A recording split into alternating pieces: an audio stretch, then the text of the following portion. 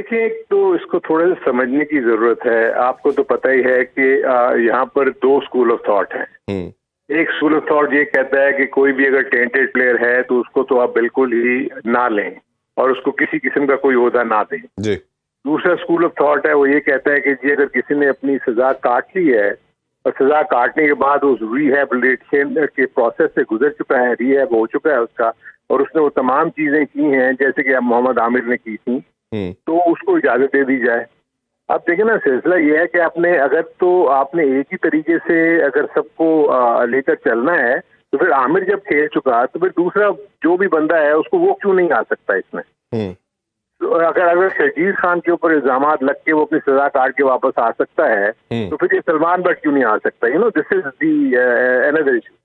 अब मसला ये हुआ कि आई थिंक प्रॉब्ली रिएक्शन इतना स्ट्रांग हो गया सलमान भट्ट की इन्वॉल्वमेंट के बाद कि उसको ये सिलेक्टर का कंसल्टेंट बना रहे हैं। सबसे पहले तो मुझे यही समझ में नहीं आया कि चीफ सिलेक्टर को कौन से कंसल्टेंट की जरूरत है। हाँ, मैं यही आपसे जानना चाह रहा था कि आखिर आप भी काम करते रहे, ये खुद देखने की बजाय कंसल्टेंट क्यों रिक्वायर्ड हुआ इनको। दिस इज वेयर मेरा पॉइंट ऑफ व्यू यही था कि देखें ना, इसका रीजन सीधा सा ये है। देखें, लोगों को अभी तक समझ में नहीं आ रही कि देखो, from a cricketer it's a complete transformation. एक खिलाड़ी खेल रहा है, उसको खेलते खेलते में आप अगर कोई ऐसा ओहदा दे दोगे जिसका वो अहल ही नहीं है, जिसका उसका एक्सपीरियंस ही नहीं है, तो there will be a problem. Same applies for Hafeez as well. कि एक शख्स ने अभी क्रिकेट खेलते हुए वीके लेजेंसी क्रिकेट खेल के आया है, इससे पहले 1 साल पहले तक वो क्रिकेट खेल रहा था। उसके बाद उसने ना तो कोई कोर्स किया ना कोचिंग उसने किसी उसके ऊपर की। तो ऑब्वियसली जब ये अपॉइंटमेंट, इसका मतलब है आप सिर्फ नामों पे ही कर रहे हैं। जी। मेरे अपने नजदीक होना ये चाहिए कि ये जितने भी हमारे क्रिकेटर्स हैं, दे आर ग्रेट क्रिकेटर्स, मुझे इसका कोई इशू नहीं है। लेकिन इन लोगों को ये समझने की जरूरत है कि एक क्रिकेटर सिर्फ खेल रहा होता है। अगर वो बैट्समैन है तो एज ए बैट्समैन एक्सेल कर रहा है, अगर वो बॉलर है तो एज ए बॉलर एक्सेल कर रहा है, एक्सेल कर रहा है थ्रू आउट हिज करियर। जैसे ही उसने वो क्रिकेट खत्म की, अगर वो किसी भी और जगह स्विच होना चाहता है तो पहले उसकी ट्रेनिंग ले। अच्छा सर, इसमें आपको लगता नहीं कि सबसे बड़ा नुकसान सलमान भट्ट का हुआ? अगर उसकी अपॉइंटमेंट की गई थी तो पहले उसे डिस्कस किया जाता, उसको सबसे ज्यादा हार्मफुल तो उसके लिए ये चीज रही। अच्छा, दूसरी चीज ये है, देखें, ये ऐसे थोड़ी होता है कि मैं चीफ सेलेक्टर बन गया हूँ तो मैं जिसके ऊपर उंगली रख दूंगा उसको उठा के आप मुझे दे देंगे।